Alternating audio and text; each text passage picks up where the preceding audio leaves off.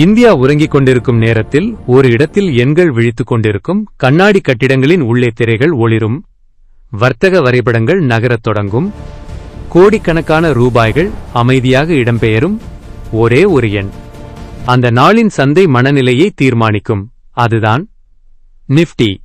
1990களில் இந்திய பொருளாதாரம் உலகத்துக்கு திறந்தது. சுதந்திரப்படுத்தல், சீர்திருத்தங்கள், வெளிநாட்டு முதலீடுகள், ஒரு புதிய நிதி காலம் தொடங்கியது. அதன் ஒரு முக்கிய அங்கமாக தேசிய பங்குச்சந்தை உருவானது. அந்த சந்தைக்கு ஒரு வலுவான அளவுகோல் தேவைப்பட்டது. இந்தியாவின் மிகப்பெரிய 50 நிறுவனங்களின் வலிமையை பிரதிபலிக்க அந்த அளவுகோல் நிஃப்டி. ஆனால் இங்கே ஒரு முக்கிய உண்மை உள்ளது. இந்த 50 நிறுவனங்களும் ஒரே அளவு முக்கியத்துவம் பெறவில்லை. பெரிய சந்தை மதிப்புள்ள நிறுவனங்களுக்கு அதிக எடை வழங்கப்படும். ஒரு பெரிய வங்கி நகர்ந்தால் முழு குறியீடும் அதிரும். ஒரு முன்னணி தொழில்நுட்ப நிறுவனம் உயர்ந்தால் நிஃப்டி விரைவாக மாறும்.